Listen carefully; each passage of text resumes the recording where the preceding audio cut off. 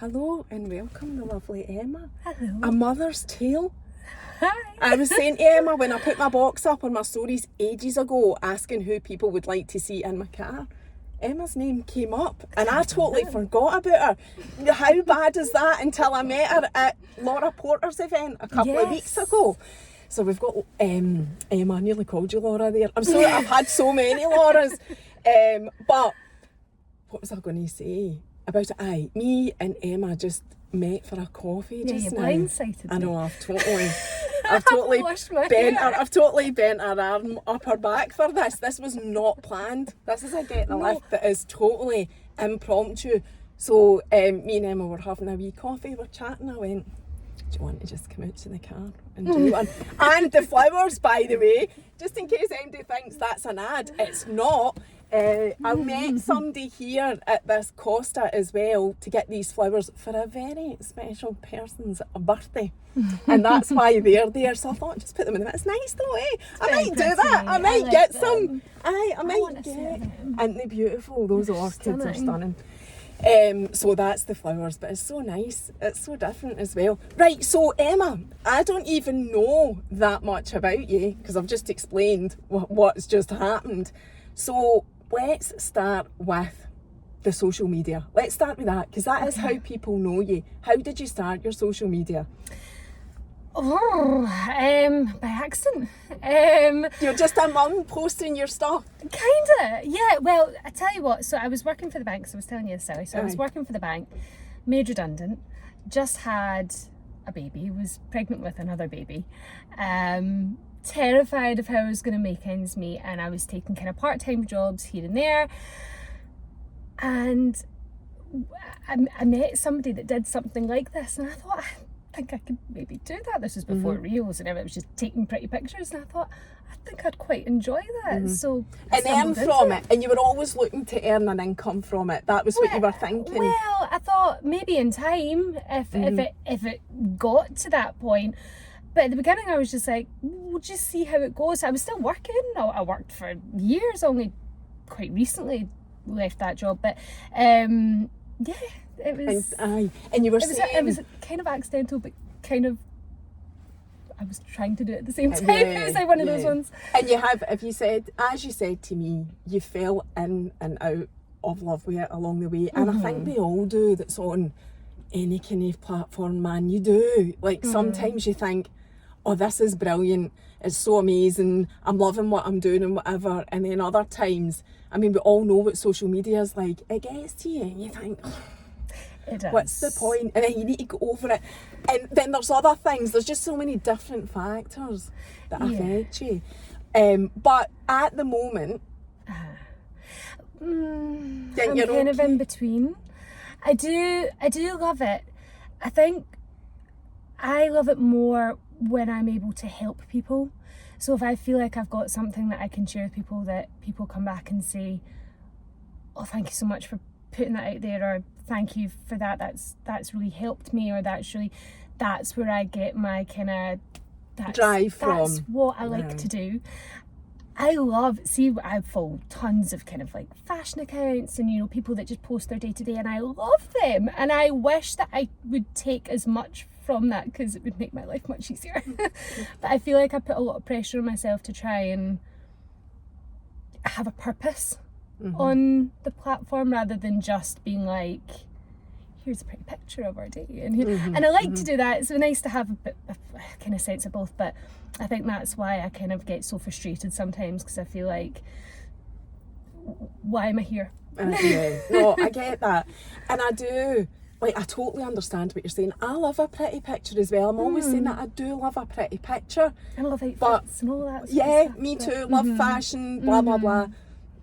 But also, I'm dead passionate about real life and real life issues and what really goes on and all of that, and that's why I do this. That's so amazing. I do totally get that. And you'd say to me, so we'll move on. So that's really the social media.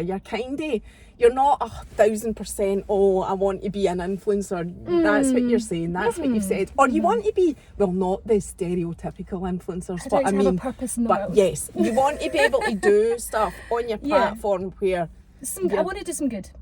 Yes. I don't just want to be there for the sake of taking up space. Yeah. And I would hope that this would help, because I'm just going to come right on to your mental health in the last 12 months, and we haven't talked about this off camera at all. So I know, give her the fear now. Listen, I didn't say it either. If I ask you anything that you don't want to answer, it's okay. I'm an open book. Just say though. Yeah, I'm pretty good with it. And it's fine. So I know that you've struggled with, what do they call it? Secondary infertility. They don't know whether or not I might be, it's not perimenopause because it's a term before, so it's like if you, but then again I'm 36, so I'm kind of at that stage anyway, but they don't know if that is the case or if it's been a result of COVID and all these other things that have gone on back in the day. They don't know if that knocked me off at the time, and they don't really know what's going on. So I've been trying to get blood tests done, and I've been shipped from pillar to post, and had so many conversations with people about this. And you know, the NHS is where it is. It's so it's on its knees, and it's difficult for them to keep up with things as it is. So I'm not having a go at anyone for it, but it's just really, really difficult when you need to get tests done at a certain time, especially when you're in your cycles and stuff, to work things out, and you just can't quite get there. So then I went and got some blood tests done quite recently, but as it turned out, I was just pregnant. So they came back and said, you're not menopausal, or you're not perimenopausal, you're fine, all your bloods are fine. And then I worked out that no, I'd just fallen pregnant. So I asked people on Instagram and things. I'm so lucky to have the access to speak to so many people from different walks of life. It's amazing. I feel like I get a fast track sometimes to getting answers, which is amazing. But yeah, so many people just said, yeah, you can't take those test results because your hormones will be all over the place from being pregnant. Because you were pregnant. So you didn't know? You didn't know you were pregnant? No, I just found out that morning that I had the faintest of lines, but I was still a bit kind of unsure whether or not that was like line eyes or if it was real. But then as it turned out I was, and I kind of put two and two together, and then I thought, will that affect things? And people said, yeah, you have to disregard the results. So I still don't know. I still don't know where I am. I don't know if if my hormones are normal. I don't know if they're out of whack. I really don't know. So it's a bit What was the story? I mean, your followers will know this, but I don't, and mine won't. What was the story up to getting to that point? What happened? Because you've got three children. 3 kids, fell pregnant instantly. There was no, I mean, I feel guilty saying that now because I know how kind of triggering that can be for some people, but we really just didn't have an issue. We basically were just like, we're going to have a baby. Okay, let's have a baby. And then next month that was us pregnant. So I kind of knew my body in that kind of sense that we didn't really have to try very hard. And then we decided that we were going to have one more to complete our family. And around the time that we decided that, I didn't have a period for 3 months, just randomly out the blue, it disappeared. That's mental. And I was like, oh, that's a bit strange. But it was around the time of COVID. So I was like, maybe I've got COVID. Maybe that's knocked me off, because yeah, it was right after COVID, I think. And then everything kind of came back and went back to normal. And then again, I missed another one. And I thought, that's really, really strange. This has never happened to me before. And that kind of got into my head. And I remember I was speaking to the doctor because my memory had been really bad. And I just wasn't remembering basic things. Like even now, I just don't remember them. I had a dentist appointment the other day, didn't go. Then my wee boy had a dentist appointment, he didn't go either, and I ended up getting charged.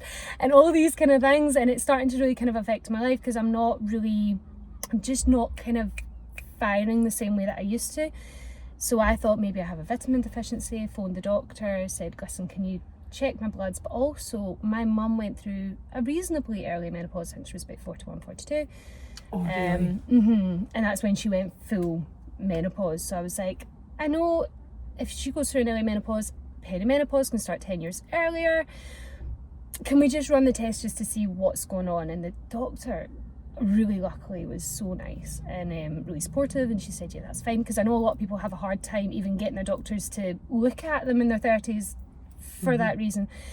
But no, she was lovely, and that's what got the ball rolling. But the bloods just aren't coming. I'm not able to get them at the right times in the month, and then when I'm getting them back, they're not coming back with additional things that the doctor can't run, so you have to go to gynecology. And it's just been this monstrous path that I feel like we've been on forever, and I'm just not getting answers. And I'm kind of at the point now where I'm just like, if it happens, it happens, and if it doesn't, I'm kind of losing the will to go for it now. That's a shame.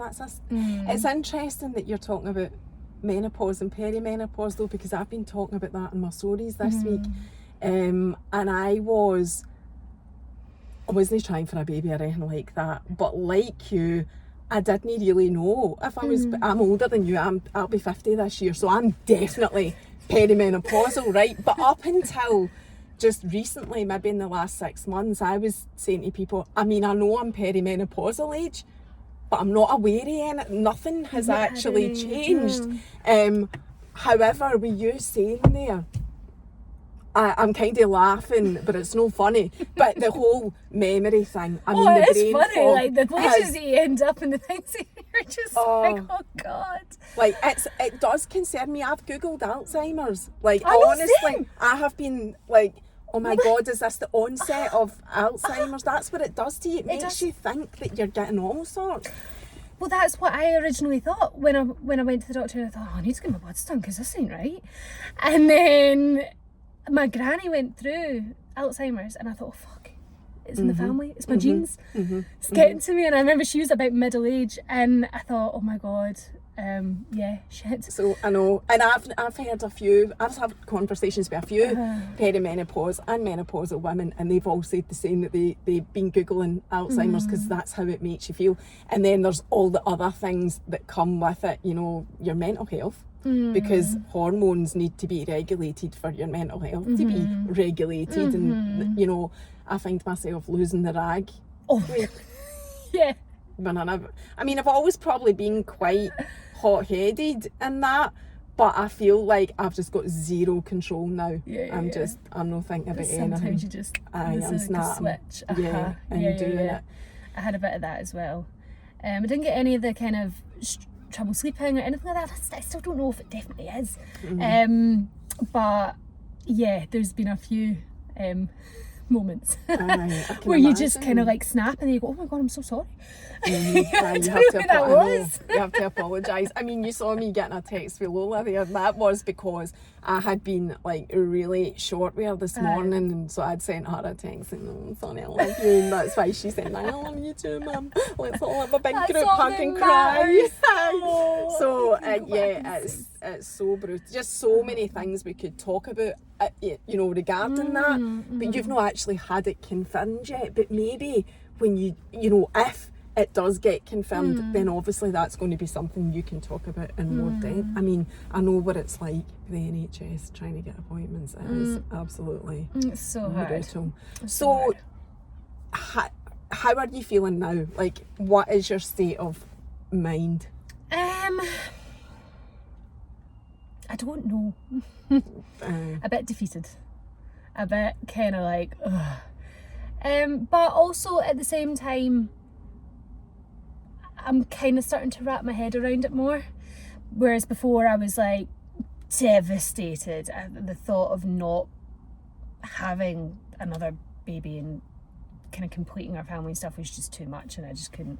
Whereas now I'm kind of starting to see the plus sides. Like, they're in school and nursery now, and I was a little bit worried about it, but now I'm loving it. It's lovely.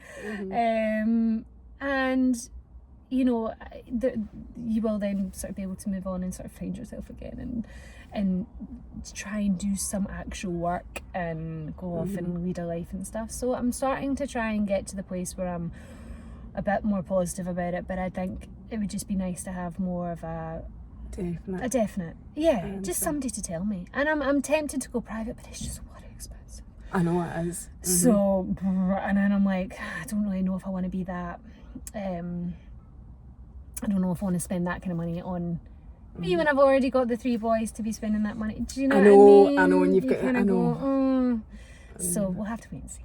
Yeah, so you're really still in the thick of it all, really. And I never even asked you about the miscarriage. Did you have more than one miscarriage? 2. And that's been in the last 12 months. And they were back to back. So, Yeah. I mean, that is It was a lot. I was just going to say, that is a horrendous impact on your mental health. Yeah, it's been a lot. Like, it has been a lot, and I don't think I've even really dealt with it. Do you know what I mean? Because I feel like you just have to kind of get on with stuff. So yeah, I think it's definitely something that I probably still need to process. But I think that's something, again, if I manage to get some answers, I could maybe start to kind of like begin that process. Healing as well. I kind of have. I mean, I'm not in the state that I was a couple months back, but it's just, I'm finding it a lot just to be online as well, because I feel like I've kind of lost myself in all of that a wee bit as well. So I'm just trying to work out what's going on, who I am again, because I feel so engulfed by it all. Yeah, no, totally understandable. Had you ever experienced baby loss before the 2 babies that you lost? That, so yeah, this is, that's, I'm so sorry. So your mental health then, because we talked about that and when we were in the coffee shop, it's obviously took an impact. It had a bit of a, what is the word, battering? Your mental health had a battering. It feels but like before, I know, it's awful. Before that, how were you? Yeah, I was good. I was pretty good, I think. I was loving life. I've always had kind of ups and downs. I think I've always kind of struggled with mental health a little bit. So I kind of like, I might have a little bit of ADD. I hate to say that to people, because I feel like there's so much of it going on now. I know, I don't like to say it either, because it is a bit of a just go, oh, you're jumping on the wagon, and I'm like that. No. Yeah. But I've always kind of known that I was a little bit kind of like, what's the word? On the spectrum. Yes, somewhere there. And I knew I wasn't there. I definitely wasn't. What made you think that? What was your traits that made you think, no? I really struggled with socialising as a child. I was very socially awkward. I was very shy, but was very socially awkward. Didn't really get the whole eye contact thing. I struggled to kind of like organise myself. Everything's everywhere all the time. I feel like everything just kind of goes like this constantly in my head. I'm a bit of it's a bit chaotic all the time in my life and in my head. But I feel like I cope now. I mean, if you feel like you've been the same, you know what you mean. You learn to mask. You learn coping strategies and all that kind of thing. And yeah, it's got better over time. But what was my point? I was asking you about how you knew you had. Did I ask you that? No, how you knew you had ADHD? What was it? I was asking you what your traits were of ADHD, but we were talking about mental health. We're talking about mental health. But that's how you knew. Yeah. You must have Googled it. Well, I just wondered. My whole life I knew that there was something wasn't quite right, but I didn't know what it was. Could never put my finger on it. I just didn't feel like normal, if that's a thing. Totally you a know thing. What I mean? It's totally a thing. Yeah, and I just thought, why don't I get things, or why don't I seem to blend as well as other people sometimes? Why am I always kind of like a little bit on the outside of things sometimes? And I find it difficult to kind of really get into the nitty-gritty of like strong relationship forming and stuff. I kind of felt like I floated a lot as well when I was younger, so I knew that there was something going on, but I just didn't really know what it was. But yeah, I guess that.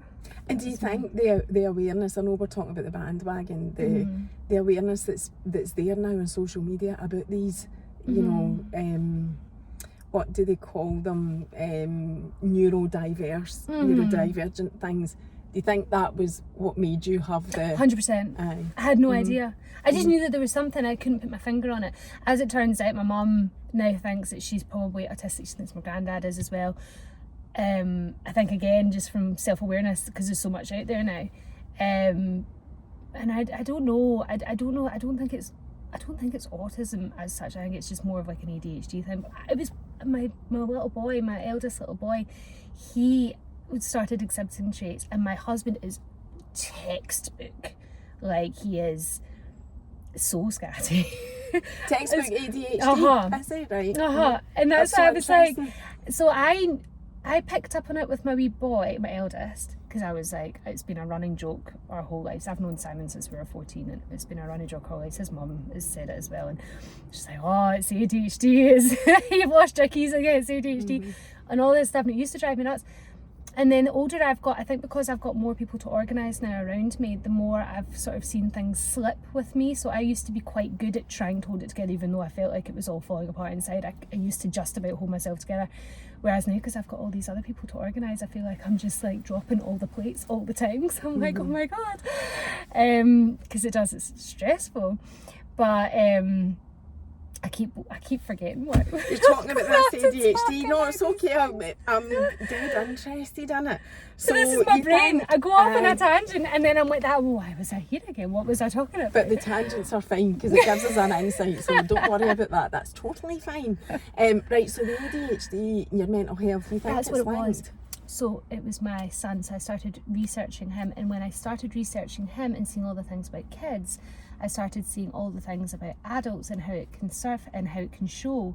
And then I was going through the list and I'm ticking them all and I'm going, oh, so that's how it came to be. That's how I started to work out that that's what it was.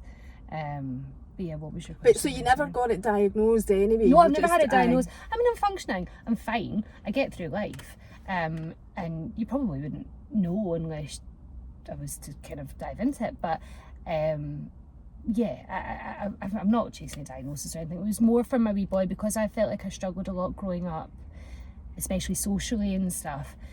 I didn't want him to have those issues, and I wanted to be able to support him best I could, and I kind of wanted to get a bit more support to know how to support, if you know what I mean. So that's why I'm kind of looking to see if I can find out whether or not that is what's going on.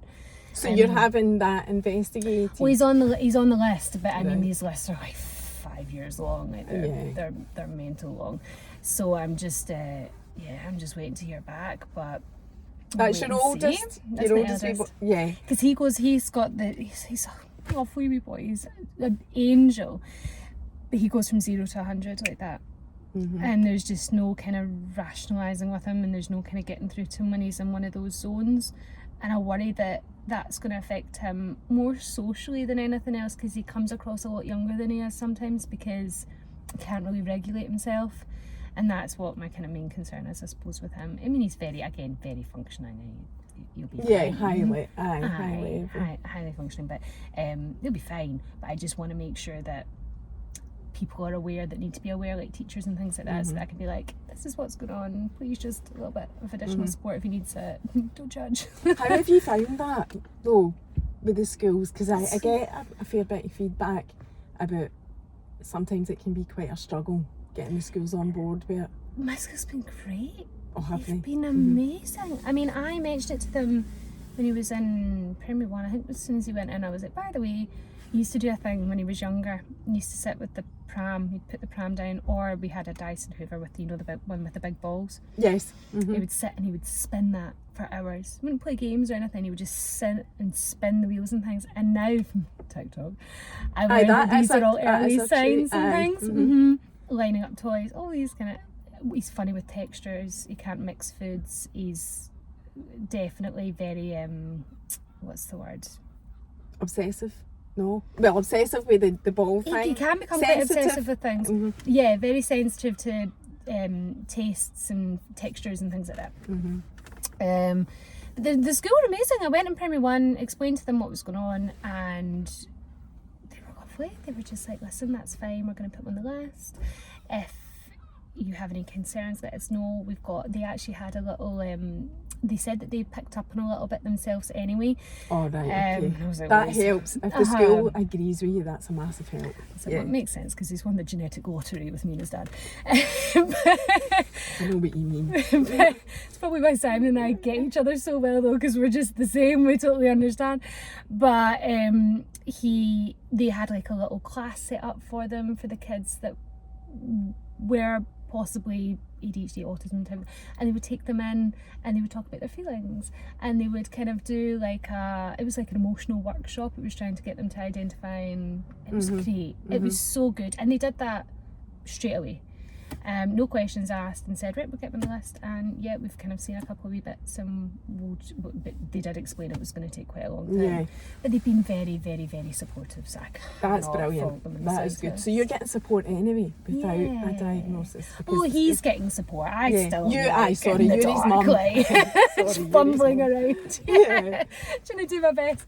But he's getting support, and that's all that matters. And that's all my kind of care about, is that he feels like he's getting that support, and he seems to be. I mean, he is getting better. I just don't want him to feel like he's having to hold it in or anything. I just it's tricky. You want them to hold it together, but not hold it all in. Yeah, I know. It's getting the balance. I know. It's everything. I feel with kids and parenting, everything's a game of that. Like, you know, you're trying to teach them balance as well, and it's just so difficult. And it doesn't matter what age they are. It does not matter if they're babies, as I've learned now, as Lola is approaching 12, the pre-teens. Oh God, there just is not. I know, there just is not an easy period. I think you must have it.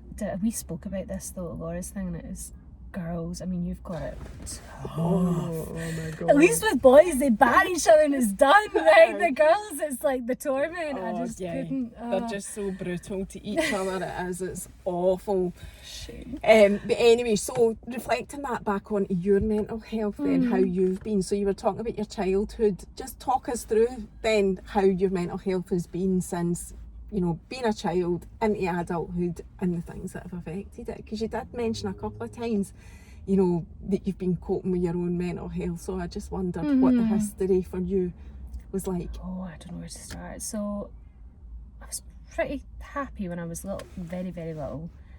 My parents divorced when I was very little and stuff, and I think that kind of affected me a little bit. How old were you? Oh, I was young. I was 2 or 3. Really young. Didn't really know much about them being together, but my dad went off and had another family, and I didn't really feel I was included in that sort of side of things. So I think that kind of affected me a little bit. But I was fine. Like got through school and all the rest of it. Did you have any? Sorry to interrupt. Did you have any brothers or sisters? 2 brothers, 2 sisters. My dad's side. They all lived with him. But are you the only one that's your mum and dad? Yes. Yeah. Right. Yeah. So that was that, and then I'm very shy. I was painfully shy. Oh God, I look back and I think, you've missed out on so much, because you were just like, I was like this to my mum all the time. I just wouldn't leave her side. Oh God, love you. But then I grew out of that, I became a teen and all the rest of it, and I was fine. And then some stuff happened, and I just remember my mental health going off the deep end when I was probably about 16 or 17. And then I ended up getting into drugs. You did not, did you?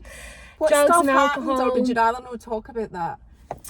I'd rather not talk about Right, that. okay. So the drugs and alcohol then? Yeah, so that was all. And then, but at the time it was more about, I didn't care if anything bad happened to me. Self-destruct button was hit. Totally. Fuck it button. Yes. And I was like, and I honestly didn't care if I woke up. So I think that was where I was just so low that I was like, I'm just gonna go out and have a good time, and fuck it, like if I don't wake up I don't really care. And that went on for, I think it was about 16, 17, probably up until I was, no, wasn't as young as that, 18, 19 I think, until I was about 24 or 25, where I overdosed, shouldn't have woken up, almost died, and then unintentionally. What was it that you took? Say MDMA or something. What? MDMA. Oh, MDMA, right. And Speed. alcohol.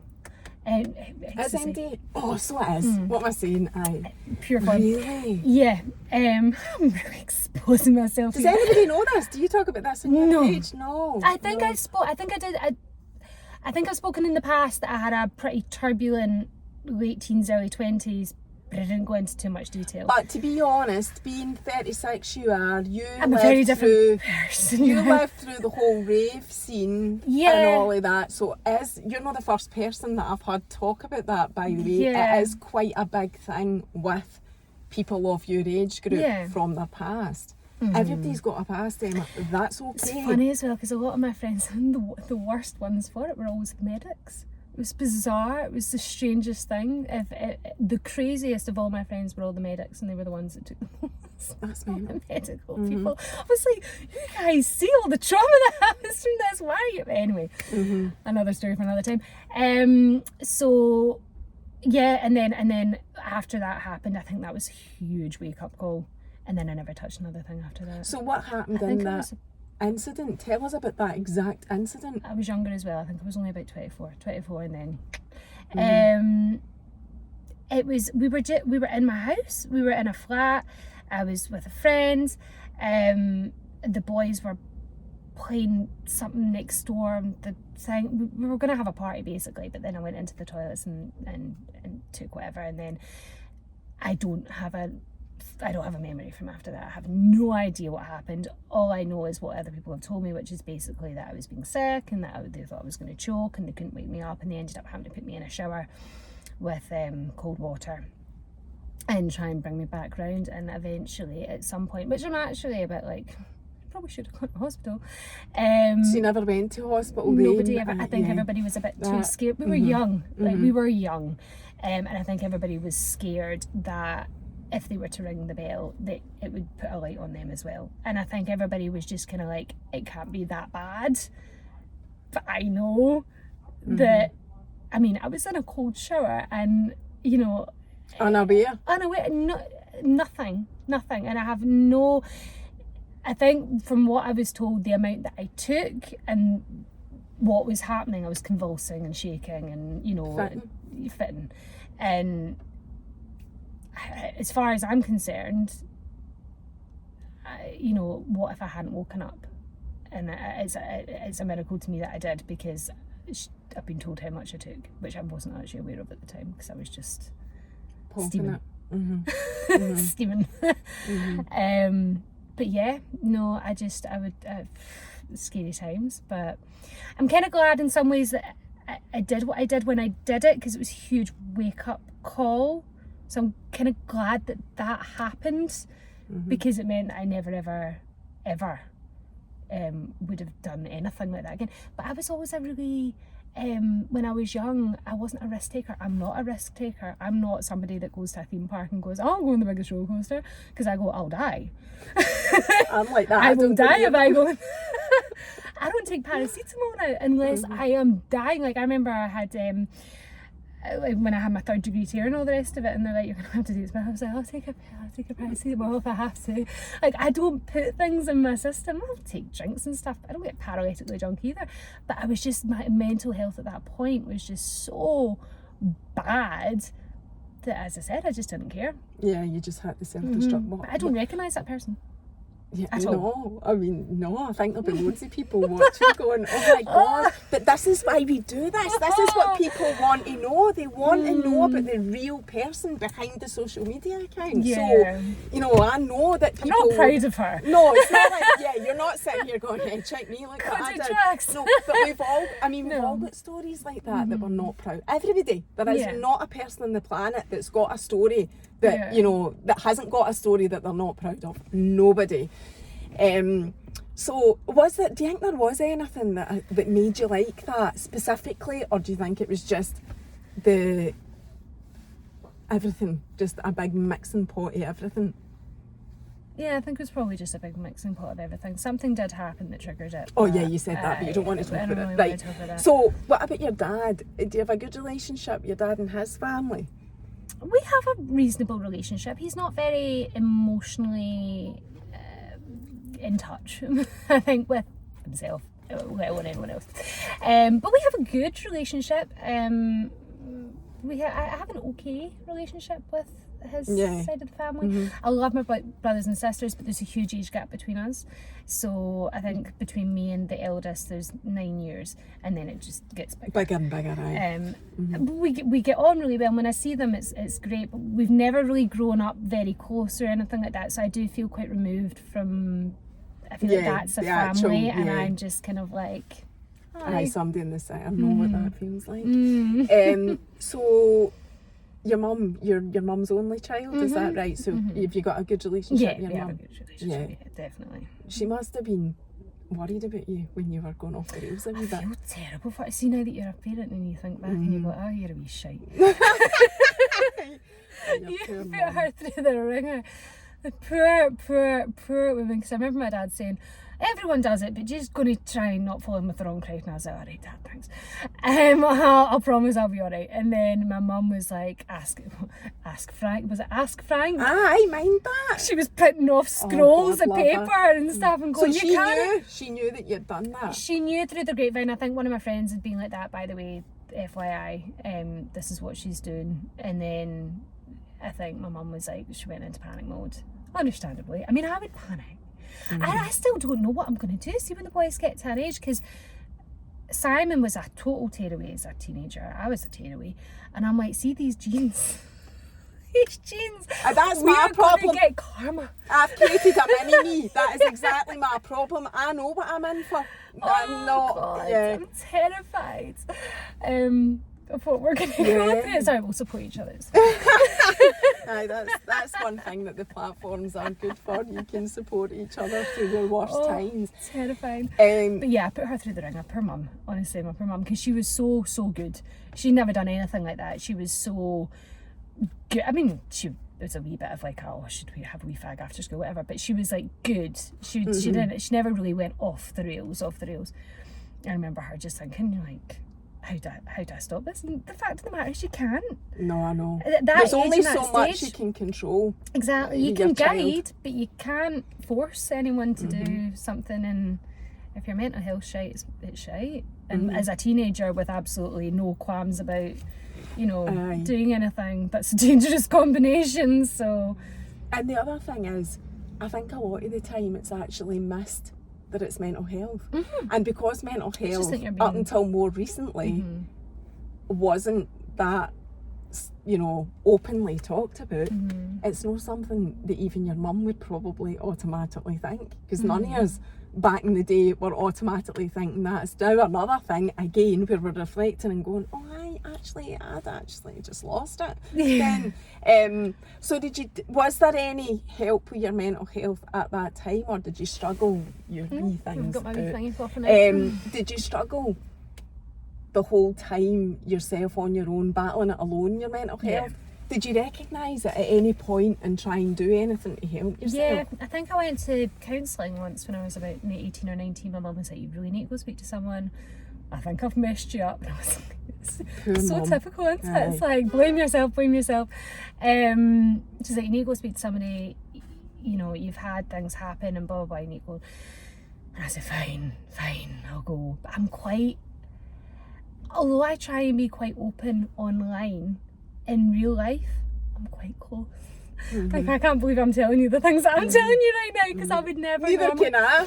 I know, I'm surprised. Like we were just talking about, you have these like images in your head of what somebody's like, but honestly, I love it when that totally gets flipped on its head and somebody goes, bam, there you go. You didn't know that. Look at me. I'm not the perfect person that you think I am. And by the way, that is everyone. But we all have preconceptions. You imagine what somebody's like and you just think, oh, that's what. It's not about being judgmental, because I don't care. But you have a certain amount of time to summarise someone. And then you have this image in your mind and that's it, and then it gets totally smashed to smithereens every time. Love it. So going back to that then, your mental health, what did you do? You went and saw it? So I went and spoke to somebody and I didn't like it. I hated it. I hated being exposed. I hated being vulnerable. I hated it, and I didn't go back.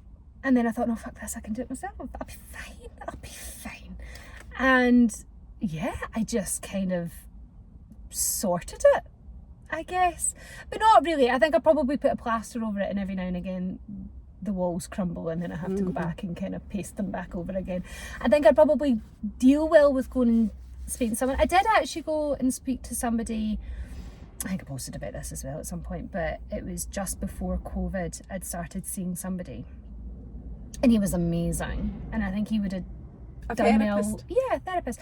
He was amazing, and I think he would have done a lot of good, but he cost a bloody fortune. I know, and the costs kept going up, and I was like, I can't afford to be indulging myself. And I know it's not indulging, I know it's important, and I know it's important. No, but when you've got 3 kids and we're in a cost of living crisis, it's not it isn't sadly a priority. No. And I've reached out to the doctor a few times and said, I think I probably would deal well with speaking to somebody. But they always just kind of go, well, here's some links, go and source it yourself. And I'm just so busy that I've not got round to doing it. But I think it's something I probably should do at some point. But... So even at this point, would you say that's the cycle of your mental health? It dips and you put a plaster over it and you're back up? 100%. Where you are. So even your mental health, it's just no... I've got loads of stuff that I've never dealt with, and it's just all boxed. And you know just that? Like there. And I think that's probably, I struggle to talk about it because I don't like burdening people. It's like one of these things, it's like I don't like people to think like I'm being grim or dour or, bring them down. So I just kind of go, it's fine. Yeah. I just kind of people pleaser. A little bit. I'm trying to break it. You don't, I know, and the thing is, see the more you open up, and I know how hard that is, but the more you're able, because you talk on your stories, you're like me, you share and you talk. I think you would be amazed at the number of people that reached out to you when you open up about what your feelings are. They do on the occasions that I do, and again, I find it easier to open up on social media. It's weird. It's a weird thing because I don't find it easy to open up face to face, but I guess maybe because you're by yourself, it doesn't really feel like you're speaking to thousands of people. It just kind of feels like you're just kind of putting your thoughts down on paper. I think what helps though is those people in the main, right? We're talking the majority that so are following nice. your stories. They want to hear it. Yeah, it's the other thing, that they're here to hear. They're there to hear what you've got to say. And I think the other thing as well, like what I was saying earlier on, I feel like if I just offload this to somebody, I could be ruining their day, right? But if I put this on stories and it resonates with someone, it can do some good because it can make someone feel less alone, or it can open up a conversation, and then I can talk to somebody who really genuinely wants to have that conversation, and it kind of feels like there's a purpose behind it. I think I struggle to just offload for the sake of it. Do you get what I mean? Yeah, no, I get it. But for the sake of it is always for other people to relate to. That's how I would see that. I think you need to stop worrying about what other people think. That's what I think. Babe, I went through a phase, right? What do we think? I think we'll agree with that. I didn't used to give a shit. I didn't give a fuck. And I don't know what's happened recently. I think it's just been this last year that I feel like I feel like I've taken, the wind's been taken at my sails. I struggled when I was younger. I got to a place where I was like, fuck it, I don't care. People can do one. If they don't like me, whatever. Someone will. And then I don't know, this last year, I think it's probably taken more of a toll than I really realise it, and I do feel really fragile. I feel way more fragile than I've felt in a long time, and I feel like I'm now starting to second guess. So I'll put things up, and people are always going to have someone who goes mean, especially if something goes viral. You're always going to get that fucking arsehole that sticks their 2 cents in just for the sake of it. And normally I would just be like, oh, whatever. It's a joke, or it's a whatever. But I find myself taking things down because I cannot deal with but that's because I'm where gonna you are get upset, mentally. but that's where I'm mentally. Be kind to yourself. Right. To yourself first and foremost. Can we just remember that you've had a hellish 12 months, lost 2 babies, you don't know what's happening with your hormones. If your hormones aren't, as I said already, if your hormones aren't balanced, neither's your mental health. Because you need your hormones for that. And I don't know what that feels like. So please be kind to to yourself. And I get what you're saying about social media, you fall in and out of love with it, and it's probably directly, well, it is. It's a pressure thing, yeah. It's lovely, and that's why I sometimes think it'd be so nice to just show up and just be like, treat it like a diary. But I don't. But then the other part of me is like, it's not adding value to anyone, so no, I want to wait until. But then the pressure comes with that, and then you kind of go, you need to take a deep breath. No. Yeah, definitely, and whatever it is that you need to do. I'm not going to preach to you, but I can't stress enough that you don't need to in your mind have a purpose for sharing something, anything. You don't need a purpose for it. See, just pouring out how you feel, if you feel comfortable to do it, maybe even forcing yourself just to see what happens. I can guarantee you will not be alone. Guarantee it. Like, I'd be willing to put my life on it. You're not on, and people will relate to it without a purpose, just going on and saying, feel like shite. I know, and maybe you do that, because I don't know. I mean, I've not even had a chance to do my research, because I only thought in the because you year, gazumped me. I'm training my hair not to get washed for two or 3 weeks at a time. You're joking, are you? No, this is a week, but I'm trying to go 10 days. Wow. Because it's in really bad condition. It doesn't look thin. it. Oh, does it I not? went through the hair thinning. I take a supplement for that. It's helped massively, but I don't it? want to come across like I'm flogging it, as I always say. It's just, you can tell me about it later then. I've linked it. It's in my stories, and my highlights. But the hair loss is another. Well, that was another perimenopause. That was the first symptom I got. Very first one. Was it really? Mm-hmm. Well, I've kind of always had thinnish hair, but it has got much thinner so since babies, and then again recently. So I've got extensions and stuff now, but I'm trying to train it to go longer so that I'm not constantly putting products in it. Cause I'm like, come on, grow. I've got rosemary oil and all that sort of stuff.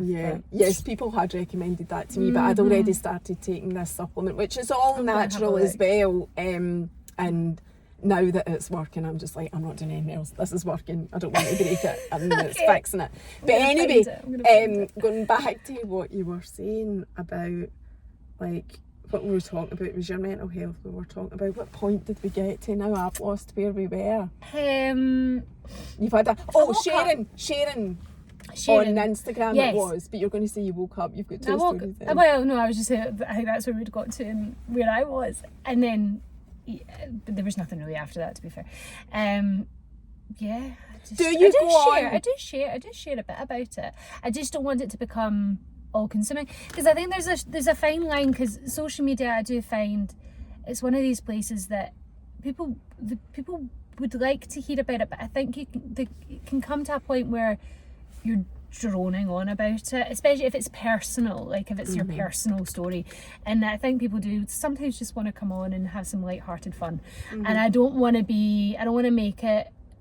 make my health me, my mental health me, because I feel like that's just one shitty little part that could probably be fixed, but I just haven't had the time to do that yet. And I don't want to become, honestly, I don't even want to let it become a monster that kind of takes over, because I kind of feel like, no, I'm in control, like, fuck off, like, I'm in control of this. If I want to be happy, I'll be happy.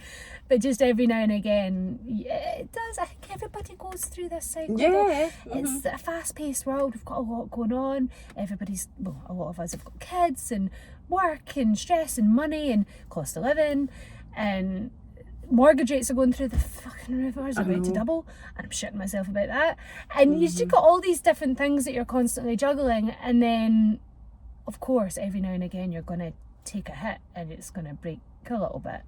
But you kind of get good at the cost of living thing that you're saying. People want to hear about that as well. They want to hear you chat about you're worried about your mortgage payments, because that is massive. That worries me.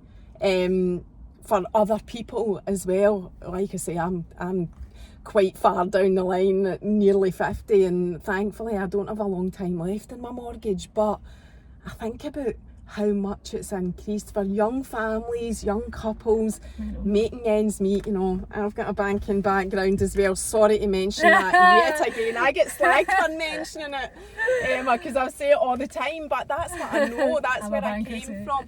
You know, and I think about that, and I think about, you know, the families and customers that we used to have, and I know that there are people out there, you know, genuinely losing sleep, mental health affected by it, losing their homes, even worse, not able to put food on the table, kids affected, everything. The list is endless. It's people just so frightening. Literally skip meals so they can feed their kids, and it's just awful. Like, I can't wrap my head around the fact that we live in, you know, a country like this, and yet, you know, people are, you know, in poverty. Like, it's disgusting. I don't even get me started. It gets me so angry. I know. I hate capitalism. But yeah, it's just shit. And but it's we're all in the same boat. Yeah, and it is a we're worry. All in the same boat. I don't know anyone that's not worried. Yeah, worried about it. Even if, I mean, my dad used to do really well for himself. And don't get me wrong, he's still comfortable, but he's no way in the kind of place where he used to be in. I remember him saying to me a day, he was like, I just don't understand what's happened to the world, he said. And I've seen people, I've had a friend that I know, his dad used to be so well. He was almost bankrupt a few years ago because of just everything that's been happening and the way things have been happening, and all of his business almost went through the floor, and he only just managed to rescue himself, and even then he's kind of limping now. And it's sad watching people all struggle so much. It's not right. It's not right. Whereas in this like little 1% have like all the money. It's like, what's the need? I know. Why do you need all that cash? Like, it is infuriating. Yeah, the way that it. I mean, I was just looking, just funny you say that. I mean, I say I don't have long in my mortgage, right? But I worry about retirement. And I was looking at my pension this morning. That's, for me, approaching 50, that's a genuine concern. I know. Like, how am I going to survive when I'm in my 60s and 70s? I'll still be sitting here getting a lift, hoping that it's turned into a business. Christ. Anyway, so we've only got another 10 minutes. I was wanting to ask you about your husband, because you said you met him when you were 14. And did you start going out with him when you were 14? No. Do you come from the same area? Did you go to the same school? Spill the beans? No, not the same school, same area. We met where my mum's flat used to be. There was like a play park right behind us. Me and my friend went down to the play park one night, and Simon and a couple of his friends happened to be there, and we bumped into each other. My friend knew him because they used to go to the same school before she came to mine. So we got chatting and all the rest of it. And my mum was away on business, and I didn't want to go to a house on my own. Like, I didn't want to be in there. I was terrified. I was like, oh, I'm going to be all on my own. Can somebody please come stay? Now, I was the most frigid child that you will ever come across in your life. I hadn't kissed anyone, nothing. And I think I was about 14, and had I kissed someone? I think I'd maybe kissed one person. I was so frigid. And I wasn't interested at all in like boyfriends or anything like that. And Simon said, oh, I'll come and stay with you. And I was like, did you fancy him, but? No. No. And he was like, I'll come and stay. I said, all right, okay. And then for the rest of the night, I was basically just pieing him off because he kept trying to kiss me. And I was like, no, I don't want to get off me. So we'll just watch a movie. Anyway, it was really nice. We got on really well, but I was not interested. And I think about a year later or whatever, I started going out with his pal. And then we ended up going out for about 3 years. And then I got to know Simon while we were going out. And Simon and I ended up being really pally. And then we ended up splitting up, the other guy, we ended up splitting up. And then, but it must have driven him nuts because me and Simon ended up staying really good friends. But we were like wingmen. Like, I would take him out and try and find him girls. Like, we were best friends. But we were both nutcases. So I don't think either of us thought for 1 second that we could trust the other one in a relationship setting, because we were both just party animals. And so we just, and then I ended up getting another boyfriend. And then Simon almost left. He almost went to Canada. He almost got a visa. He applied for a visa and he was going to go because he's got family over there. And he left for a month. And about 3 weeks in, I thought, oh, fuck, I'm miss him. Like, I really miss him. And do you think that was the point where you thought, actually it's more than that? I had no idea. Everyone else used to tell us about that. You two are going to end up together. I'm like, shut up. He's like my brother. He's like my best pal. No, not a chance. And then when he left, I thought, oh my God, there was this massive hole. And I thought, oh no, maybe I do like him. Maybe there is more to this. Had there never been anything romantic up until that point when he went away? Or did you even kiss maybe had a little drunken kiss every now and again, but it was literally just like, it never, the penny never dropped with me. He said that he fancied me, but I don't know. Of course he did. It's like that Ross and Rachel, bam, 10 years later. I think the penny dropped for me when he left, and then he came back, and then I was messaging him, and I was like, when are you coming home? When are you coming home? I really miss you, I really need to see you. And he came home. And did he know he was coming home to something romantic because you had said I miss you and whatever? I don't know. So it hadn't been discussed even by text before he came home. You just missed him. He was your pal. Yeah. Right? And then he came home, and I think I spent about a week at his house, and that was it. And that was how you got together. It. And what age were you then? 22. And you're 36 now, so you've been together for 14 years. And how married for how long? Beautiful years. Married for 8 years. Wow. We got married, so we got engaged, and then we found out we were expecting Finn a couple months later, just by chance. And we had our wedding booked, and so we were getting married 3 months after he was born, and I walked for about 10 miles every day. Trying to fit into that bloody wedding dress. How did you buy it before you had him? I bought it, right? I bought this beautiful dress, so nice. It was kind of off the shoulder, it was kind of packed, it was gorgeous. And then I found out I was expecting him, and I knew I was going to be breastfeeding. And so I knew I needed to wear something that I could wear a bra with, so I ended up having to bin that dress. Oh, and I had to go up to the place I bought the dress. So because we made the payment and everything, it had to be through that place. And the only other dress that they had that was semi-similar, and I was never fully in love with it, but it did allow me to wear a bra and to kind of feed him and stuff, so I ended up going with that one. It was okay. And that's what you did. That's nice memories though. That's what we did. But I'm determined to renew our vows so I can get the dress in my dreams one day. Well, I'll hold you to that. You must do that. On a beach somewhere. That's what I wanted to do. I wanted to elope and have like a wee quiet one, but then we got, you get in your ear and you think, oh, fine, I'll have the big. And you get caught up in it, and you are your mum's only child and only daughter and all that. Although I didn't do that, I didn't do a big one, but I'm not an only child anyway. But anyway, I'm just saying that must have been what you got caught up in. Completely. So one day we'll go to the Bahamas. And we'll get married on the beach with the pigs. In our bare feet in a floaty dress. That's my dream. That'd be lovely. All the kids. And as we come to the end, I know it's pointless asking you what's for the future for you, because you've already answered that. You don't know what you're going to do. You don't even know if you're going to stay with the social media thing. I've been thinking about chucking it, and then I think about keeping it, and I think I will keep it, but yeah, I just need to decide what it is that I want to. I don't want to just continuously pump out things about being a mummy all the time, because I feel like there's more to life. I don't just want to be, and I do think that's so important. You want to be more of a Emma was saying that before we came out to the car, that she feels now that our youngest is in nursery. Is he in full time? Is he in 9 till 3? That she feels like, no, you're fine, it's 25 past 1, we've got plenty of time, we're just about to finish. You feel like you are more than a mum now, and you want your page to be more than that. Well, I'm kind of back on the road to self-discovery. You probably say, because you've been in that kind of cooking pot for so long, that pressure cooker of just being everything to the kids 24/7, and now they're leaving, and now I'm just kind of like managing to get back to myself again. So, and I think that's amazing and good on you, and don't let anybody put you off that, because that's a massive part of your healing, doing stuff for you and being there for you and all of that, because you need to remember about you as a mum as well, and I'm big on that. Anyway, tilt. Anyway, thank you so much for that totally impromptu getting a lift. I have thoroughly enjoyed it. You're a wee star, so lovely to see you. Thank you. Can't believe you did this to me. And we'll see you next time. I'm sure you'll be on again. Bye.